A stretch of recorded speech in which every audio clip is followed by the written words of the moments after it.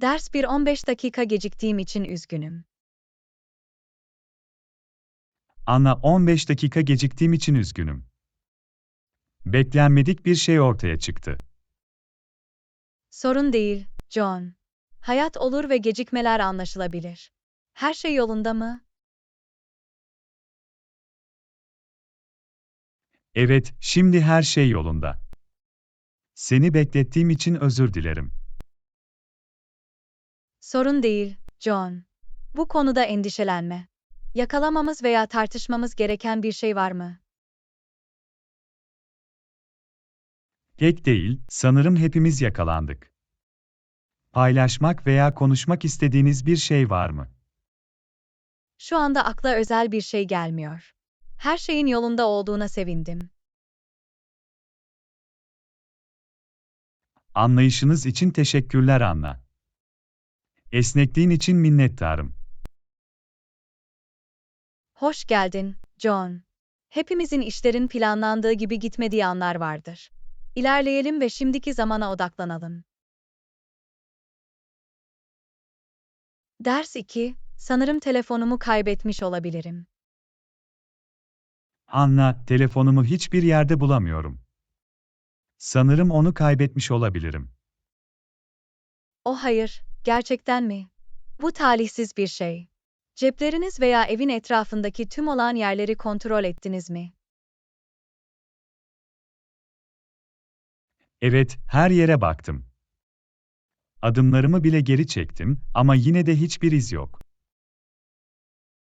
Bu sinir bozucu. Telefonunuzu aramayı veya bulmak için bir izleme uygulaması kullanmayı denediniz mi? Yaptım ama sessiz modda, bu yüzden çaldığını duyamadım. Ve ne yazık ki, yüklü bir izleme uygulamamı yoktu. Anlıyorum. Belki telefonu izlemeye veya devre dışı bırakmaya yardımcı olup olamayacaklarını görmek için servis sağlayıcınızla iletişime geçmeyi deneyebilirsiniz. Bu iyi bir fikir. Hemen onlara ulaşacağım ve bana yardım edip edemeyeceklerini göreceğim. Umarım bazı rehberlik sağlayabilirler.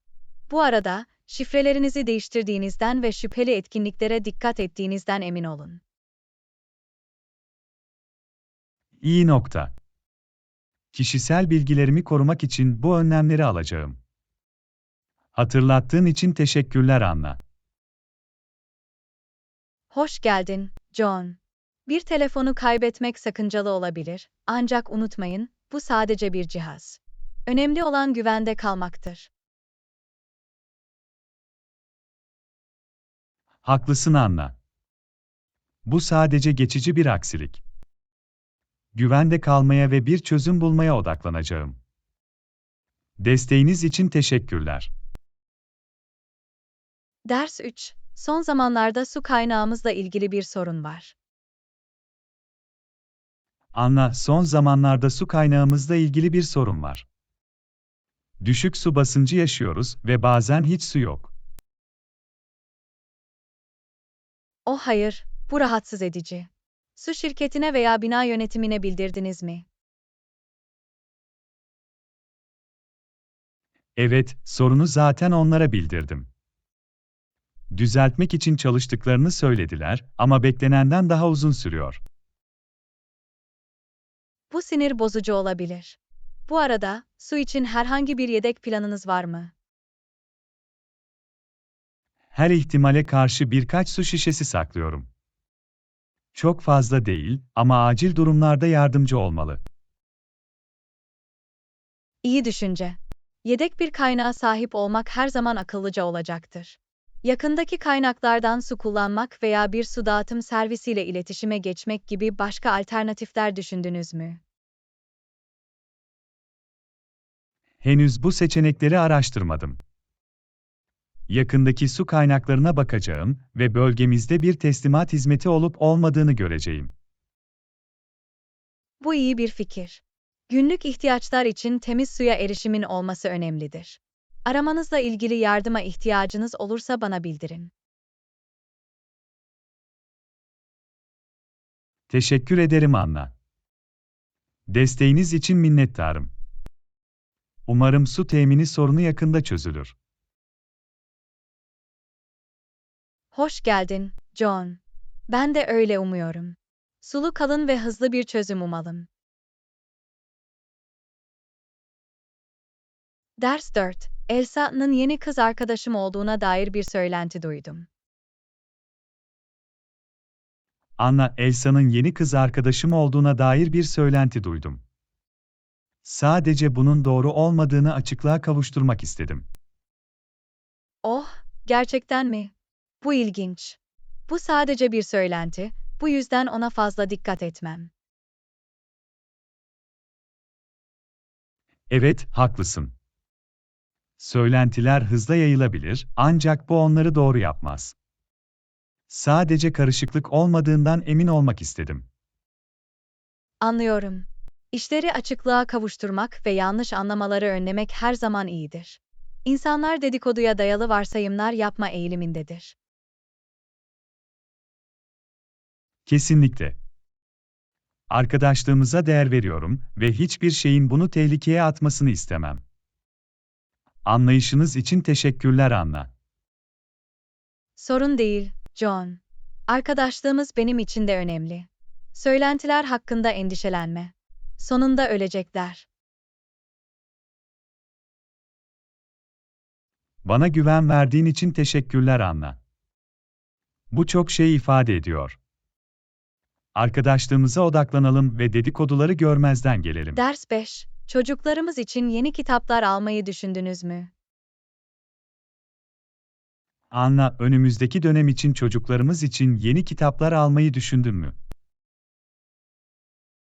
Evet, araştırıyordum. Çalışmaları için gerekli kaynaklara sahip olmak önemlidir. Kesinlikle. İhtiyaç duyacakları kitapların bir listesi var mı? Her şeyi zamanında aldığımızdan emin olmak istiyorum. Evet, gerekli kitap listesi için okulun web sitesini kontrol ettim. Seninle paylaşabilirim. Bu yardımcı olur. Kitapları satın almak için önerdiğiniz belirli yerler veya web siteleri var mı? İndirimli fiyatlarla ders kitapları sunan çevrimiçi kitapçılar hakkında iyi şeyler duydum. Ayrıca yerel kitapçıları kontrol edebilir veya okulun herhangi bir önerisi olup olmadığını görebiliriz. Çevrimiçi kitapçılar kulağa kullanışlı geliyor. Fiyatları karşılaştırabilir ve en iyi fırsatları bulabiliriz. Gecikmeleri önlemek için erken sipariş verdiğinizden emin olalım. Bu iyi bir nokta. Dönem başlamadan önce gelmelerini sağlamak için onları yakında sipariş etmeliyiz. Herhangi bir ek kitap veya çalışma kılavuzu satın almayı da düşünmemiz gerektiğini düşünüyor musunuz? Özellikle çalışmaları için ek destek ve kaynaklar sağlayabiliyorlarsa, dikkate almaya değer olabilir. Herhangi bir öneri için öğretmenleriyle görüşebiliriz. Harika fikir. Öğretmenlerine ulaşalım ve önerdikleri herhangi bir ek materyal olup olmadığını görelim. Bir plana benziyor. Bunu yaparak, çocuklarımızın akademik olarak başarılı olmak için ihtiyaç duydukları her şeye sahip olmalarını sağlayabiliriz. Kesinlikle. Eğitimlerine yatırım yapmak önemlidir. Bu konuda liderlik ettiğin için teşekkürler, Anna. Hoş geldin, John. Bu bir ekip çabasıdır. Çocuklarımızın eğitimi söz konusu olduğunda aynı sayfada olduğumuza sevindim. Ders 6. Bir şeyler içmek ister misin? Anna, içki ister misin? Kendime bir fincan kahve yapmak üzereyim. Elbette, John. Kahve kulağa hoş geliyor. Ben de bir bardak alayım lütfen. Harika. Kahvenizi nasıl alıyorsunuz? Şeker, süt veya başka bir şey. Biraz süt lütfen. Kremsi severim ama çok güçlü değil. Belirtildi. İstediğin gibi yapacağım. Belirli bir markayı veya lezzeti tercih ediyor musunuz? Çok seçici değilim. Elinizde ne varsa benim için sorun değil. Beni şaşırtın. Pekala, seni güzel bir şeyle şaşırtacağım. Kahveyi hazırlayayım. Başka bir şeye ihtiyacın var mı? Hayır, şimdilik bu kadar. Teklif ettiğin için teşekkürler John. Bunun için minnettarım. Hoş geldin, Anna. Bu benim için bir zevk. Birazdan kahve ile döneceğim. Ders 7. Benimle tenis oynamak ister misin? Anna, benimle tenis oynamak ister misin? Hava harika ve birkaç tur oynamanın eğlenceli olacağını düşündüm. Tenis harika bir fikir gibi geliyor John. Bir süredir oynamadım ama denemeyi çok isterim. Bunu duymak harika. Dostluk maçı yapabilir ve aynı zamanda biraz egzersiz yapabiliriz. Beni de sayın. Kendi raketlerimizi getirmeli miyiz yoksa fazladan bir raketin var mı? Fazladan bir raketim var, bu yüzden endişelenme. Sadece rahat kıyafetler giydiğinizden ve bir su şişesi getirdiğinizden emin olun. Yapacak. Uygun şekilde giyindiğimden ve nemli kaldığımdan emin olacağım. Saat kaçta buluşacağız? Saat 4'te tenis kortunda buluşmaya ne dersin? Bu bize ısınmamız için yeterli zaman vermeli. Kulağa hoş geliyor. Saat 16:00'da görüşürüz. Eğlenceli ve enerjik bir tenis maçı yapalım. Kesinlikle. Bunu dört gözle bekliyorum. Sahada görüşürüz Anna. Ders 8. Son zamanlarda boğaz ağrım var. Anna, son zamanlarda boğazım ağrıyor. Birkaç gündür beni rahatsız ediyor. Oh hayır, bu hoş değil. Herhangi bir çözüm denediniz veya bunun için bir şey aldınız mı?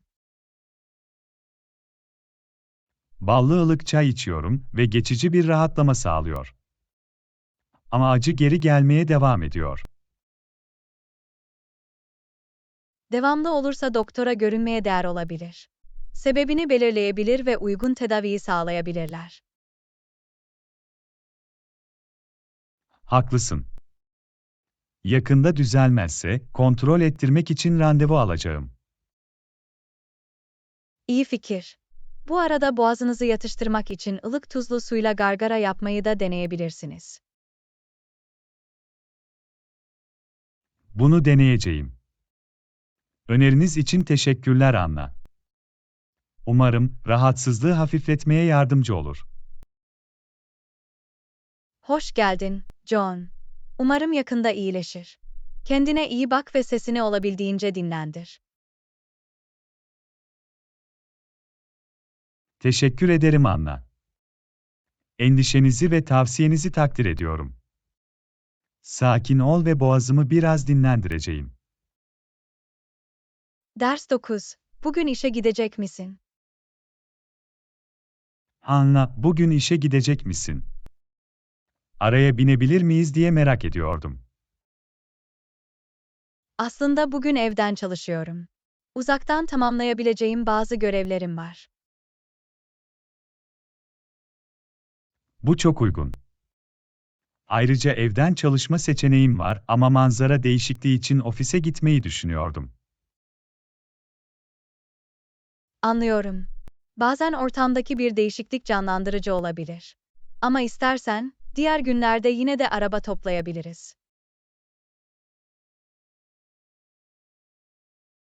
Bu iyi bir plan gibi görünüyor. İkimizin de ofise gittiğimiz günlerde koordine edebilir ve araba toplayabiliriz. Kesinlikle. İşe gidip gelme zamanından tasarruf etmenin ve karbon ayak izimizi azaltmanın harika bir yolu. Tamamen katılıyorum. Hadi, işe gidip gelirken biraz arkadaşın olması her zaman güzeldir. Birlikte müzik dinleyebilir veya dinleyebiliriz. Kesinlikle. Araba paylaşımı işe gidip gelmeye sosyal bir unsur ekler ve daha keyifli hale getirebilir. Gelecek için planlayalım. Kulağa hoş geliyor Anna. Düşündüğün için teşekkürler. Bir dahaki sefere ofise gitmeye karar verdiğimde sana haber veririm. Mükemmel.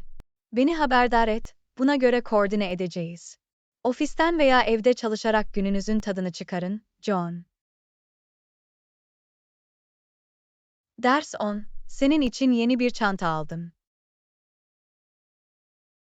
Anna, tahmin et ne oldu? Sürpriz olarak sana yeni bir çanta aldım. Vay canına, John. Çok düşüncelisin. Gerçekten çok etkilendim. Teşekkür ederim. Hoş geldin, Anna. Eski çantanızda aşınma ve yıpranma belirtileri göstermeye başladığını fark ettim, bu yüzden yükseltme zamanının geldiğini düşündüm. Fark etmen ve harekete geçmen inanılmaz derecede tatlı. Detaylara gösterdiğiniz özen için teşekkür ederim. Bu hareketi beğenmene sevindim. Umarım yeni çanta tarzınıza uyar ve size iyi hizmet eder. Mükemmel olacağından eminim. Harika bir zevkin var ve seçiminize güveniyorum. Görmek için sabırsızlanıyorum. Senin de görmen için heyecanlıyım. Güvenle ve zarafetle sarılacağını biliyorum. Tekrar teşekkürler John. Benim için çok şey ifade ediyor. Beni nasıl özel hissettireceğimi her zaman biliyorsun. Benim için bir zevk, Anna. Seni mutlu görmek beni mutlu ediyor. En iyisini hak ediyorsun. Ders 11. Dinozorlar beni her zaman büyüledi. Anna, gerçek bir dinozor görmenin nasıl bir şey olduğunu hiç merak ettiniz mi? Kesinlikle, John. Dinozorlar beni her zaman büyüledi. Dünyada dolaşan bu eski yaratıkları düşünmek inanılmaz.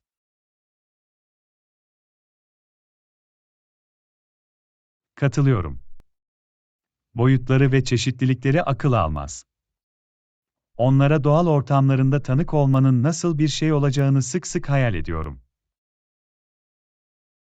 Hem heyecan verici hem de hayranlık uyandırıcı olurdu. Daha büyük dinozorların bazılarının büyüklüğünü hayal bile edemiyorum. Davranışlarını gözlemleme ve yaşamları hakkında daha fazla bilgi edinme şansı, birçok bilim insanı için bir rüyanın gerçekleşmesi olacaktır. Kesinlikle. Paleontoloji yoluyla dinozorlar hakkında ne kadar çok şey öğrendiğimiz şaşırtıcı ama keşfedilecek daha çok şey var. Bu doğru. Her yeni fosil keşfi, bu eski yaratıklar hakkındaki anlayışımıza katkıda bulunur ve dünyalarının daha net bir resmini çizmeye yardımcı olur. Umarım gelecek nesiller bir tür dinozor benzeri yaratıkları deneyimlerler, geçmişte olanlarla tam olarak aynı olmasalar bile. Bu inanılmaz olurdu. Geleceğin ne getireceğini kim bilebilir? Belki de teknolojideki gelişmeler bizi bu olasılığa yaklaştırabilir. Düşünmek heyecan verici. O zamana kadar kitaplar, müzeler ve filmler aracılığıyla dinozorların harikalarına hayran kalmaya devam edebiliriz. Kesinlikle. Dinozorlar her zaman hayal gücümüzü büyüleyecek ve bize dünya tarihi boyunca yaşamın inanılmaz çeşitliliğini hatırlatacaktır. Ders 12. Mısır çorbasını seviyorum. Anla, hiç mısır çorbası denedin mi? Dün biraz yaptım ve gerçekten lezzetli çıktı. Oh, mısır çorbasına bayılırım. Favorilerimden biri. Nasıl başardın? Vaz olarak taze mısır taneleri, soğan, sarımsak ve sebze suyu kullandım. Sonra lezzet için biraz ot ve baharat ekledim. Kulağa harika geliyor. Çorbayı kremalı hale getirmek için mi karıştırdınız yoksa tıknaz mı bıraktınız? Aslında bir kombinasyon yaptım. Çorbanın çoğunu kremalı hale getirmek için karıştırdım ama biraz doku eklemek için biraz mısır taneleri ayırdım. Bu harika bir fikir. Kremsi ve tıknaz dokular arasındaki kontrastı seviyorum. Bir şeyle süsledin mi?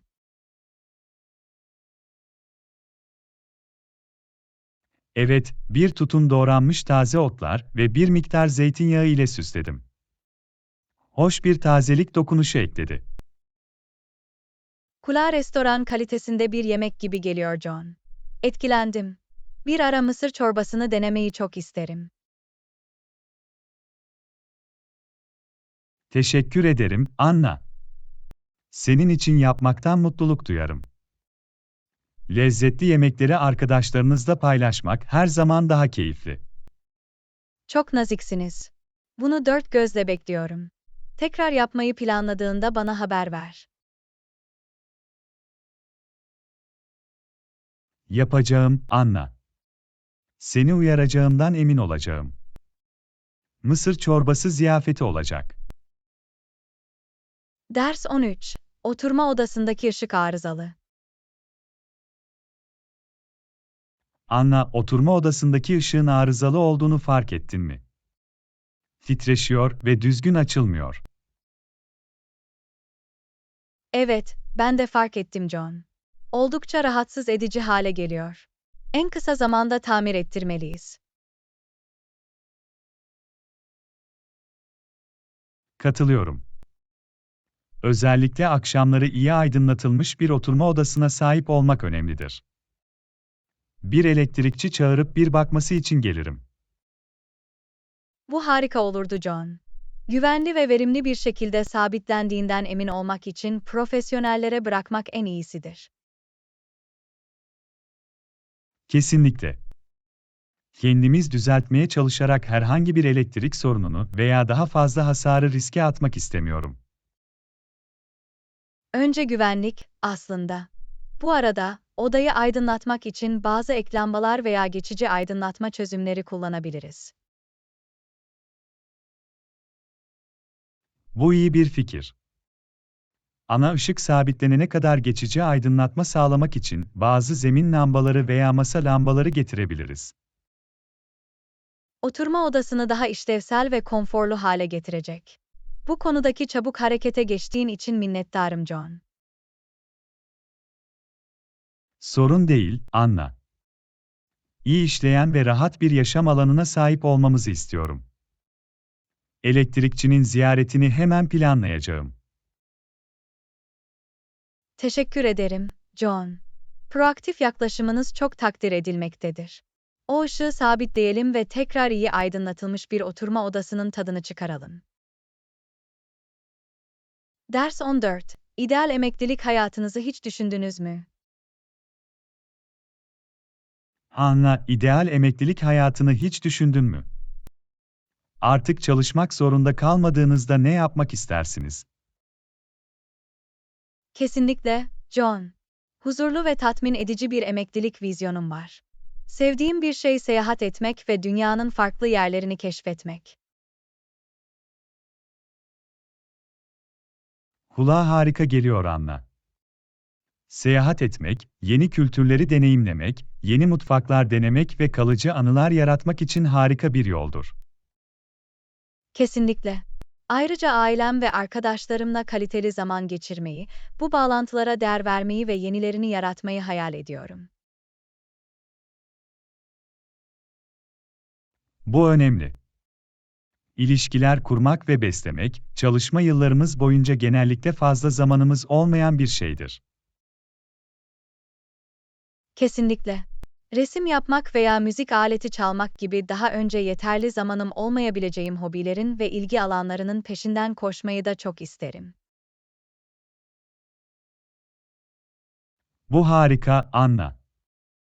Emeklilik, bize neşe ve tatmin getiren tutkuları keşfetmek ve kendilerini şımartmak için mükemmel bir zamandır. Ve sağlığımıza ve refahımıza dikkat etmeyi unutmayalım. Düzenli egzersiz yapmak, iyi yemek yemek ve öz bakıma öncelik vermek çok önemlidir.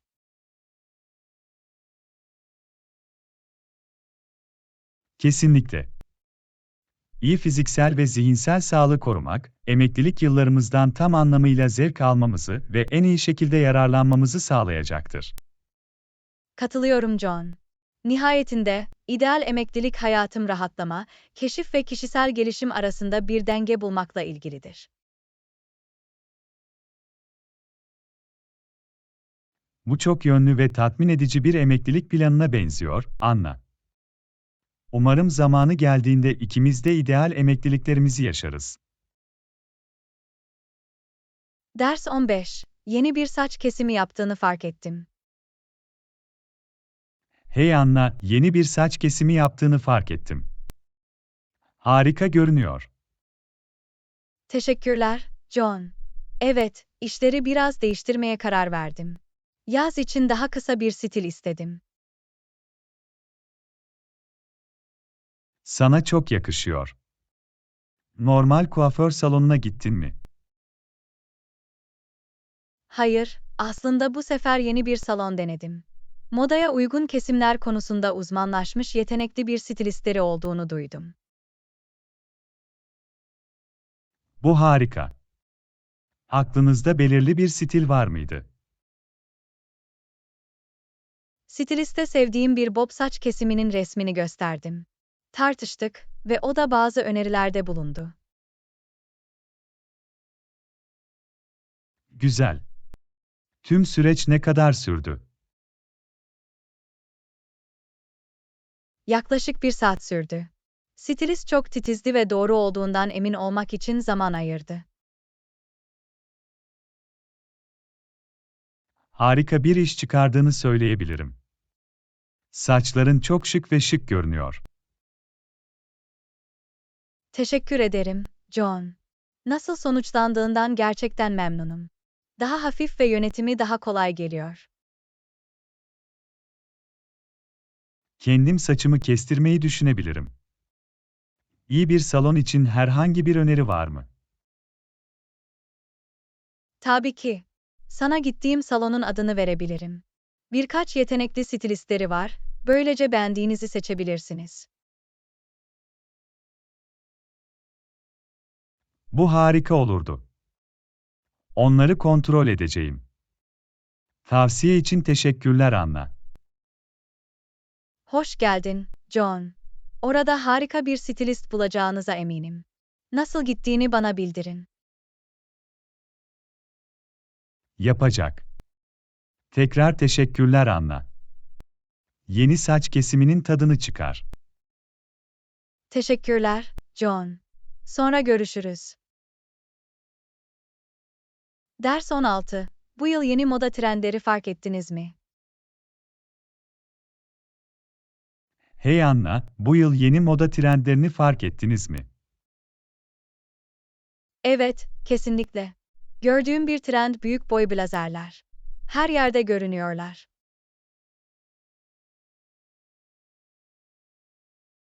Gerçekten mi?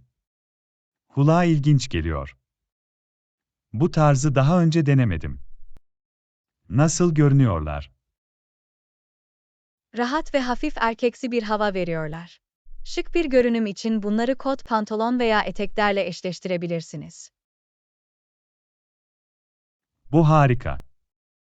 Gözünüze çarpan başka trendler var mı? Evet, kova şapkaları geri döndü. Bir kıyafete rahat ve eğlenceli bir dokunuş eklemek için harikalar. Kepçe şapkaları, ha? 90'lardan olanları hatırlıyorum. Moda trendlerinin nasıl geri döndüğü ilginç. Kesinlikle. Başka bir trend renkli kalın spor ayakkabılar. Herhangi bir kıyafete renk ve sportif bir hava katarlar.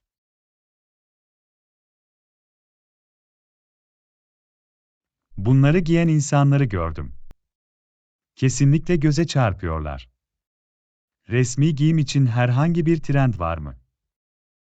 Kadife blazerlerin resmi günler için oldukça popüler olduğunu fark ettim. Lüks ve sofistike bir dokunuş veriyorlar.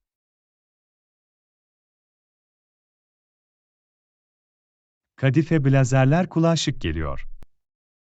Özel etkinlikler için bir tane almayı düşünebilirim. Bahşiş için teşekkürler Anna. Hoş geldin, John. Moda trendlerini keşfetmek eğlenceli olabilir. Son zamanlarda dikkatinizi çeken bir şey var mı? Tişörtlerde ve kapüşonlarda birçok kravat boyası deseni görüyorum. Retro bir his geri getiriyor ve biraz benzersizlik katıyor. Oh, kravat boyasına bayılırım. Gardırobunuza biraz renk ve bireysellik katmanın harika bir yolu. Kesinlikle. Eğlenceli bir sohbet oldu, Anna. Bu trendlere göz kulak olacağım. Burada da aynı, John. Moda her zaman gelişiyor. Yeni stillerle denemelerin tadını çıkarın. Ders 17. Son zamanlarda popüler çizgi roman okudunuz mu? Hey Anna, son zamanlarda popüler çizgi roman okuyor musun? Evet, Infinity Gauntlet serisine bağlandım. Marvel evreninin bir parçası ve büyüleyiciydi. Bununla ilgili güzel şeyler duydum. Kullanıcıya inanılmaz yetenekler kazandıran güçlü eldivenle ilgili, değil mi? Kesinlikle. Ana kötü adam olan Thanos, nihai gücü elde etmek için tüm sonsuzluk taşlarını toplamaya çalışıyor. Hikaye yoğun. Heyecan verici bir okuma gibi geliyor. Son zamanlarda Watchmen serisine girdim. Karmaşık karakterleri olan karanlık ve cesur bir grafik roman. Oh, Watchmen adını duymuştum. Ahlaki ve etik konuları derinlemesine araştırmasıyla bilinir, değil mi? Evet, bu tam anlamıyla. Süper kahramanların karmaşıklığını ve eylemlerinin sonuçlarını araştırır. Kulağa ilgi çekici geliyor. Kontrol etmem gerekecek. Başka kayda değer çizgi romanlarla karşılaştınız mı?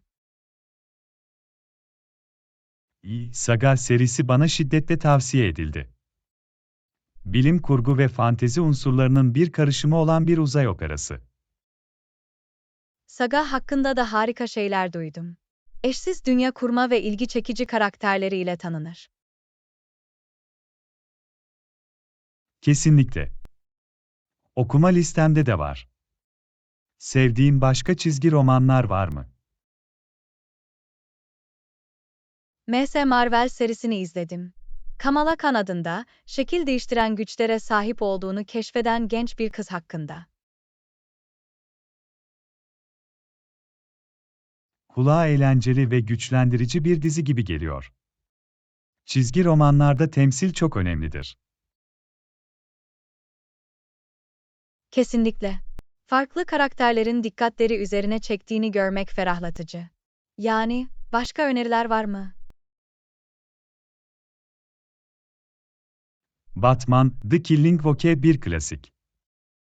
Joker'in köken hikayesini araştıran psikolojik bir gerilim filmi. Ah, bunu duymuştum. Batman ve Joker her zaman böyle yoğun dinamiklere sahiptir. Listeme ekleyeceğim.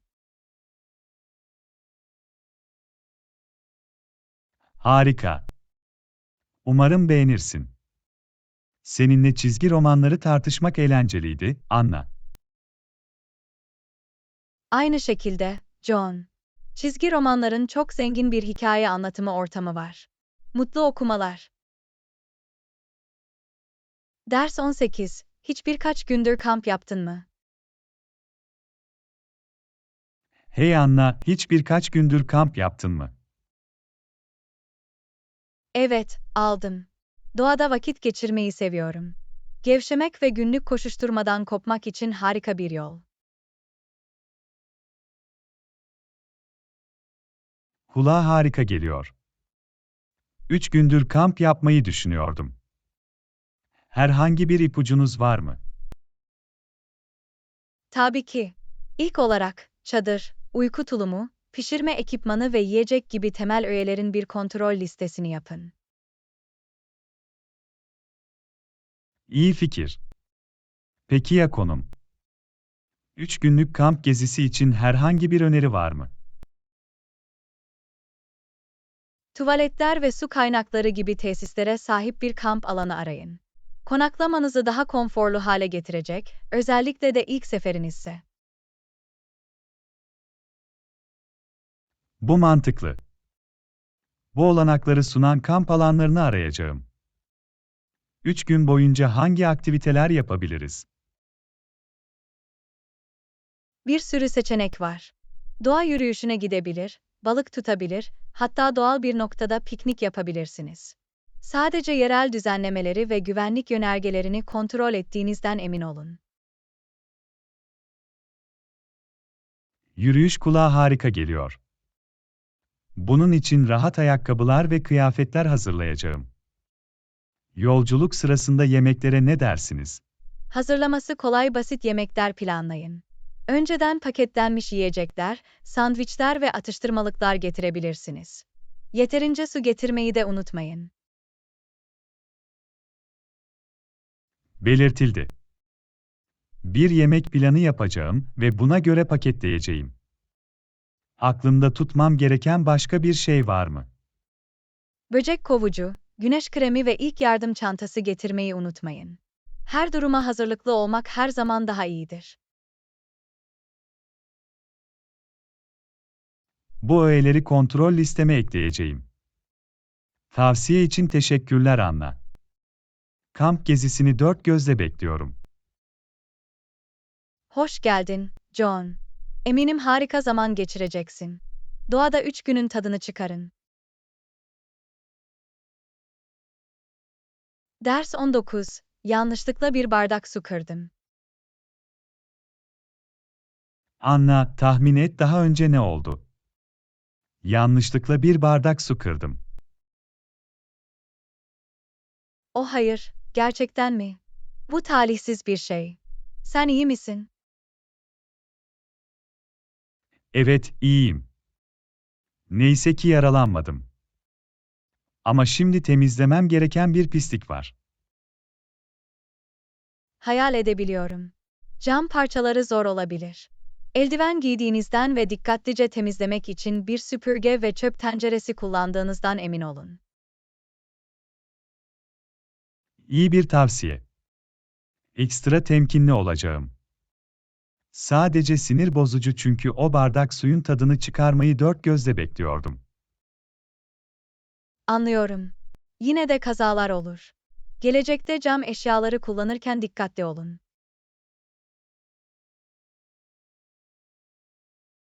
Kesinlikle.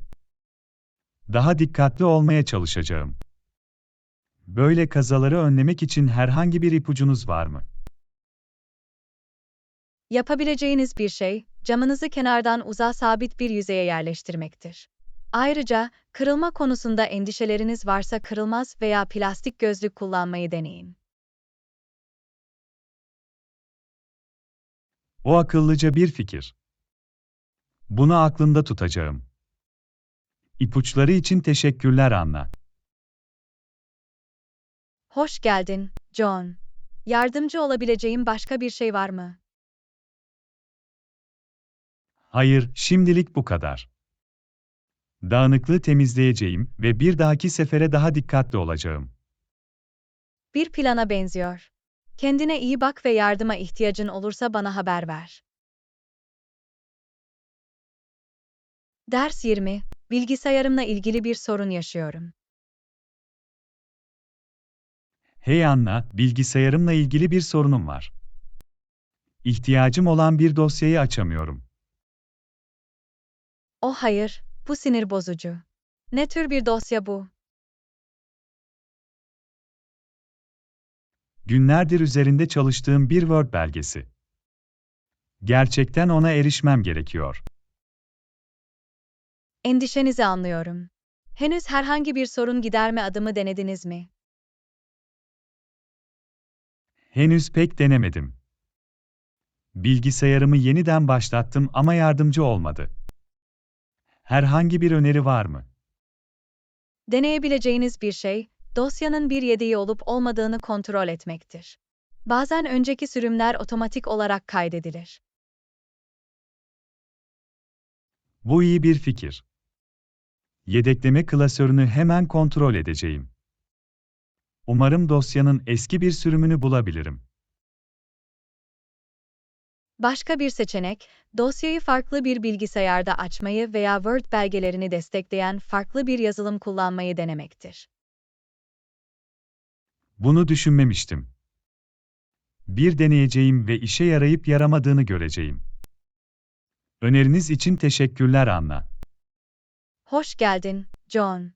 Bu adımlar işe yaramazsa, daha fazla yardım için teknik desteğe ulaşmayı düşünebilirsiniz. Bu iyi bir nokta. Eğer her şey başarısız olursa, onlarla iletişime geçeceğim. Umarım o noktaya gelmez. Ben de öyle umuyorum. Önemli dosyaları kaybetmek sinir bozucu olabilir. Daha fazla yardıma ihtiyacın olursa bana haber ver. Tabii ki Anna. Tavsiyeniz için minnettarım. Nasıl gittiği konusunda sizi güncel tutacağım. Ders 21. Kredi başvurusu karmaşık mı? Merhaba Anna. Günün nasıl geçiyor? Merhaba John. İyi gidiyor, teşekkürler. Peki ya sen? Ben de iyiyim. Hey, sana bir şey sormak istedim. Kredi başvurusunda bulunmak karmaşık mı? İyi, ilk başta biraz bunaltıcı görünebilir ama çok karmaşık olmak zorunda değil. Kredinin türüne ve borç verene bağlıdır. Anlıyorum. Küçük işletme kredisi başvurusunda bulunmayı düşünüyorum ve nereden başlayacağımı bilmiyorum. Bu ortak bir endişe, John. İlk adım, farklı borç verenleri araştırmak ve kredi gereksinimlerini anlamaktır. Kesinlikle biraz araştırma yapacağım ve mevcut seçenekleri karşılaştıracağım. Hazırlamamız gereken belirli belgeler veya kriterler var mı? Her borç verenin farklı gereksinimleri olabilir, ancak genellikle gelir beyanları, kredi geçmişi ve bir işletme kredisi içinse bir iş planı gibi kişisel ve finansal bilgilerinizi isteyeceklerdir. Bu mantıklı. Gerekli tüm belgeleri toplayacağım ve mali kayıtlarımın düzenli olduğundan emin olacağım. Bu iyi bir yaklaşım, John. Hazırlıklı olmak süreci daha sorunsuz hale getirecektir. Aklınıza takılan belirli soruları sormak için doğrudan borç verene ulaşmayı da düşünebilirsiniz. Bu harika bir öneri Anna. Herhangi bir şüpheyi netleştirmek ve kredi koşullarını daha iyi anlamak için onlara ulaşacağım. Mükemmel. Unutmayın, devam etmeden önce kredinin hüküm ve koşullarını okumak ve anlamak önemlidir. Kesinlikle. Şartları dikkatlice incelediğimden ve gerekirse açıklama istediğimden emin olacağım. Gideceğimiz yol bu, John. Kredi başvurusu büyük bir adım olabilir, ancak kapsamlı araştırma ve hazırlık ile daha yönetilebilir hale gelir. Tavsiye için teşekkürler Anna. Ne bekleyeceğime dair daha iyi bir fikrim olduğu için artık kendimi daha güveniyorum. Hoş geldin, John. Yardım edebildiğime sevindim. Kredi başvurunuzda iyi şanslar. Teşekkür ederim Anna. Desteğiniz için minnettarım. Harika bir gün geçirin. Sen de John. Kendine iyi bak ve yakında konuşalım. Şimdilik hoşça kal Anna. Hoşça kal, John. Ders 22, İş gününüz nasıldı? Merhaba Anna. İşteki günün nasıldı? Merhaba John. Yoğun bir gündü ama genel olarak iyi gitti. Peki ya sen? O da oldukça iyiydi. Hey, sormak istedim, bugün işten sonra vaktin var mı? Aslında işten sonra biraz boş zamanım var. Ne oldu? Bir fincan kahve içmek ister misin yoksa parkta yürüyüşe çıkmak ister misin diye merak ediyordum. Kulağa hoş geliyor John. Bir fincan kahvenin ve güzel sohbetlerin tadını çıkarırdım. Harika. Yakınlarda rahat bir kafe var. İşten sonra orada buluşabiliriz. Bu senin için işe yarıyor mu? Kesinlikle. Ne zaman buluşmalıyız? Akşamın 6'sına ne dersin? Bu bize çok geç olmadan rahatlamak ve sohbet etmek için yeterli zaman vermelidir. Kulağa mükemmel geliyor John. Saat 6'da kafede görüşürüz. Bunu dört gözle bekliyorum. Aynı şekilde, Anna. Gevşemek ve yetişmek güzel olacak. Sonra görüşürüz. Sonra görüşürüz, John. Günün iyi bir geri kalanı olsun. Sen de, Anna. O zamana kadar dikkatli ol. Şimdilik hoşça kal John. Hoşça kal, Anna. Ders 23. Benimle alışveriş merkezine gitmek ister misin diye merak ediyordum. Anna, daha sonra benimle alışveriş merkezine gitmek ister misin diye merak ediyordum. Gitmek ister misin? Elbette, John. Kulağa eğlenceli geliyor. Biraz perakende terapisine ihtiyacım olabilir. Harika. Kontrol etmek istediğim birkaç mağaza var.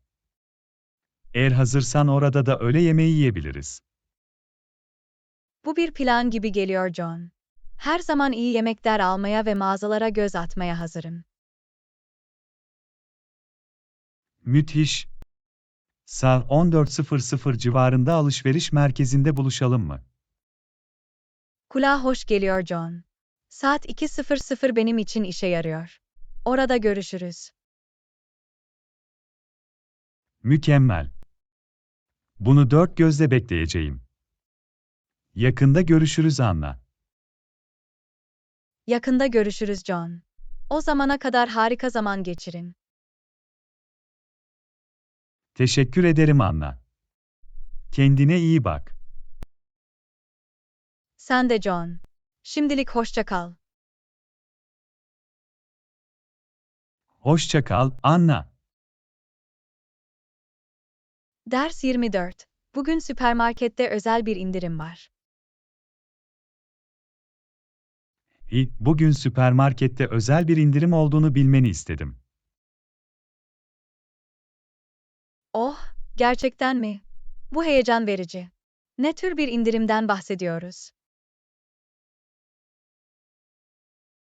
Atıştırmalıklar ve içecekler de dahil olmak üzere çeşitli bakkal ürünlerinde bire al ücretsiz teklifidir.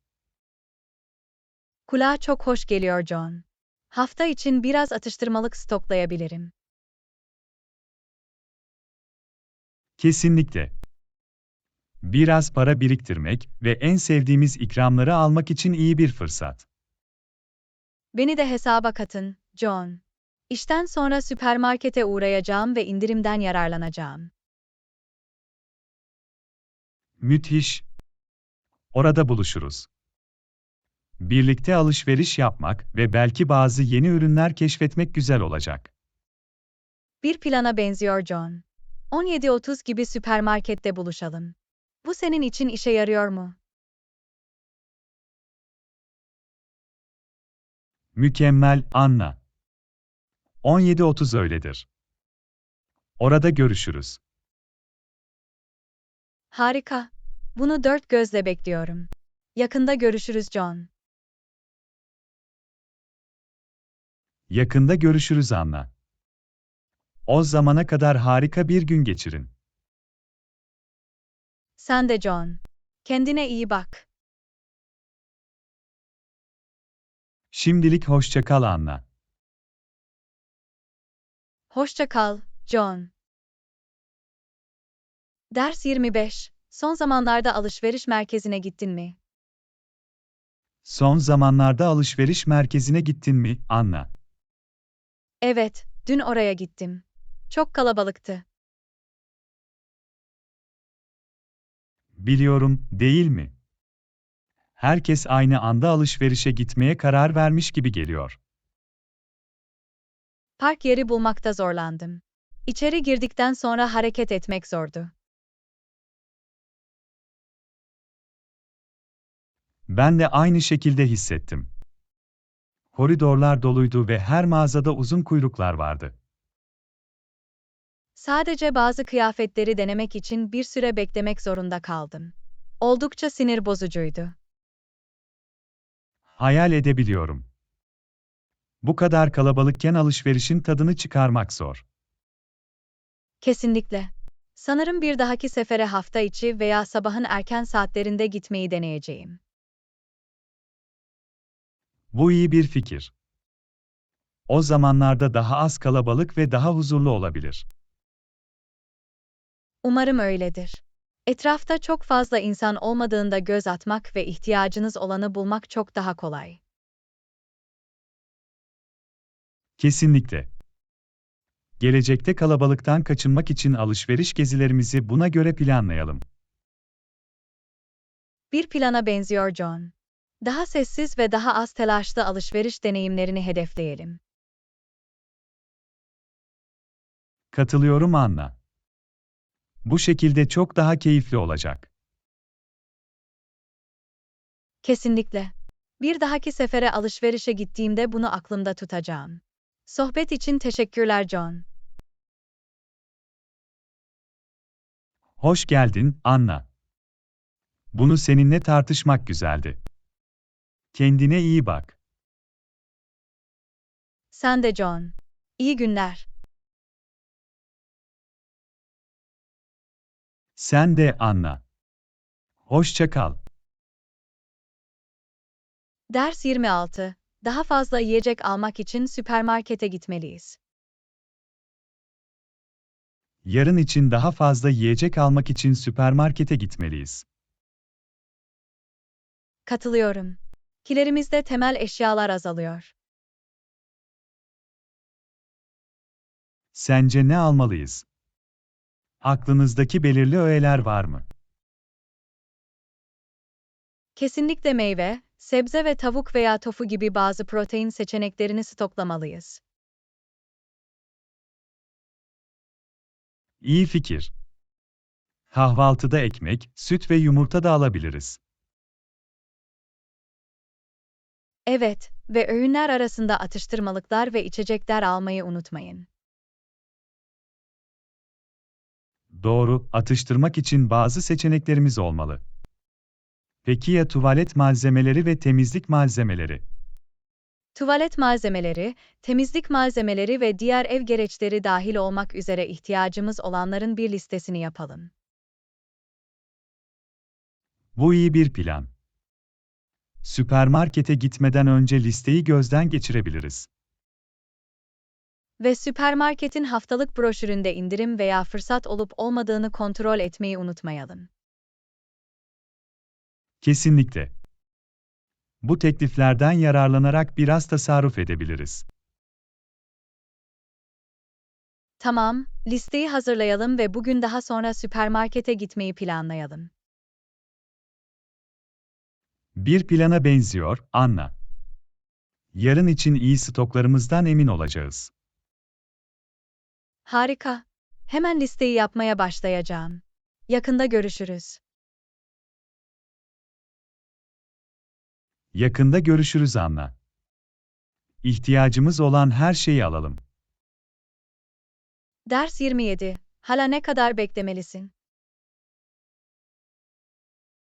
Hala ne kadar beklemen gerekiyor? Emin değilim. Çizgi yavaş hareket ediyor gibi görünüyor.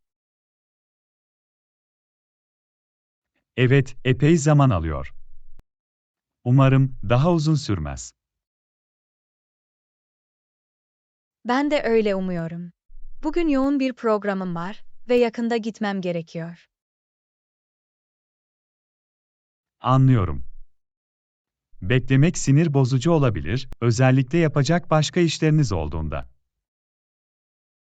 Kesinlikle. Ama bazen sadece sabırlı olmalıyız ve sıramızı beklemeliyiz. Bu doğru.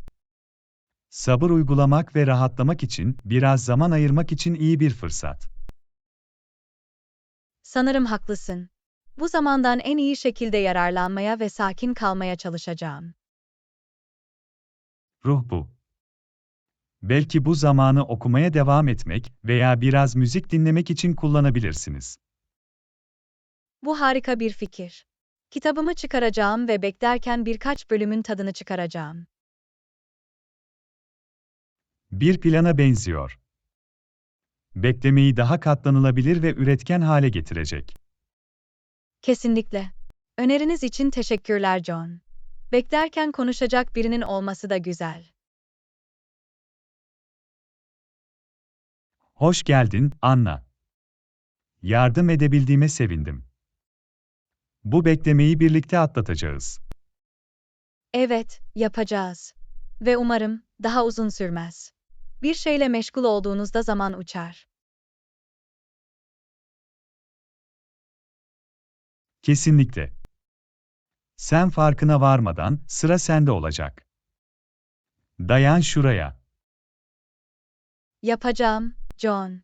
Teşvik için teşekkürler. Bunu takdir ediyorum. Sorun değil, Anna. Bu işte birlikteyiz. En iyi şekilde yararlanalım. Katılıyorum John. Pozitif ve sabırlı kalalım. Ders 28. Neredeyse orada mıyız? Neredeyse orada mıyız? Bence öyle. GPS'e göre sadece birkaç dakika uzaktayız. Bunu duymak güzel. Acıkıyorum ve hedefimize ulaşmayı dört gözle bekliyorum. Ben de. Hakkında çok şey duyduğumuz yeni restoranda yemeği denemek için sabırsızlanıyorum. Burada da aynı. Harika incelemeleri ve harika bir menü seçimi olduğunu duydum. Yeni yerler denemek ve yeni lezzetler keşfetmek her zaman heyecan vericidir. Kesinlikle. Farklı mutfakları keşfetmek en sevdiğim şeylerden biri. Benimki de. Her zaman birlikte mutfak maceralarına hazır olduğumuza sevindim. Bu deneyimleri biriyle paylaşmak kesinlikle daha eğlenceli. Katılıyorum. Zevke katar ve kalıcı anılar yaratır. Yemek ortağı olarak birbirimize sahip olduğumuz için şanslıyız. Kesinlikle. İşte buradayız, otoparka giriyoruz. Biz geldik. Harika. Hadi gidip damak tadımızı tatmin edelim. Bekleyemem. Ben de. İçeri girelim ve birlikte harika bir yemeğin tadını çıkaralım. Kesinlikle, Anna. Bu yemek deneyimini unutulmaz kılalım. Olacağına eminim John.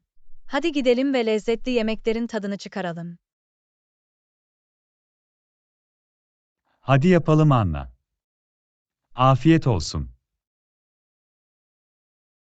Ders 29. Kamp alanını buldunuz mu? Kamp alanını buldunuz mu? Evet, sanırım buldum. GPS koordinatları beni bu noktaya götürdü. Bu harika. Kamp için uygun bir yer mi? Umut verici görünüyor. Ağaçlarla çevrilidir ve çadır kurmak için güzel bir açık alana sahiptir. Mükemmel. Yakınlarda nehir veya göl gibi bir su kaynağı var mı? Evet, buradan kısa bir yürüyüş mesafesinde bir nehir gördüm. Balık tutmak veya yüzmek için mükemmeldir. Bu bir bonus. Kamp yaparken bazı su aktivitelerinin tadını çıkarabiliriz. Kesinlikle. Ve en iyi yanı, bölgenin huzurlu ve şehir gürültüsünden uzak görünmesidir. Tam olarak aradığımız şey buydu, doğada sakin bir kaçış. Bu kamp alanına rastladığıma sevindim. Harika bir deneyim olacak gibi görünüyor. Kesinlikle öyle. Yürüyüş yapabilir, kamp ateşi üzerinde şekerleme kızartabilir ve sadece rahatlayabiliriz. Yoğun dünyadan kopmak ve kendimizi doğaya sokmak için sabırsızlanıyorum. Ben de. Bir mola vermek ve açık havada yaşamın sadeliğinin tadını çıkarmak ferahlatıcı olacak. Katılıyorum John. Kamp kurmaya başlayalım ve bu güzel yerden en iyi şekilde yararlanalım. Bir plana benziyor, Anna. Kamp maceramızın tadını sonuna kadar çıkaralım.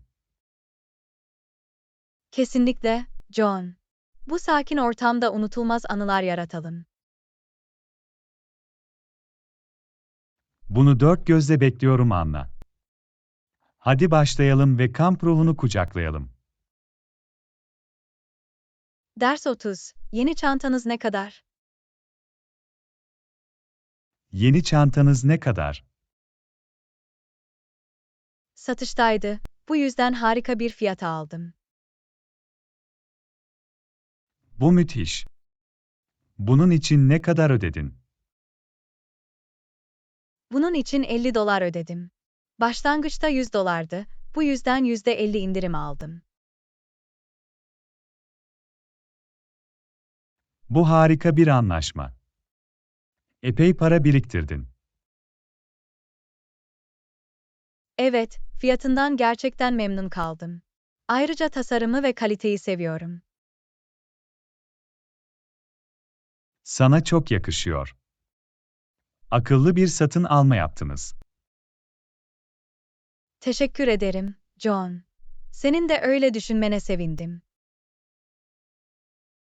Kesinlikle. İyi pazarlıklar bulmak ve paramızın karşılığını almak her zaman güzeldir. Katılıyorum. Harcamalarımıza dikkat etmek ve akıllıca seçimler yapmak önemlidir. Kesinlikle. Her şey kalite ve satın alınabilirlik arasında bir denge bulmakla ilgilidir. İyi dedin John. Yeni çantamdan gerçekten memnunum. Fiyatına değdi. Bunu duyduğuma sevindim Anna. Kullanmanın tadını çıkarın. Teşekkür ederim, John. Kesinlikle yapacağım. Şu an en sevdiğim aksesuarlardan biri. Nedenini anlayabiliyorum. Size mükemmel bir şekilde uyuyor.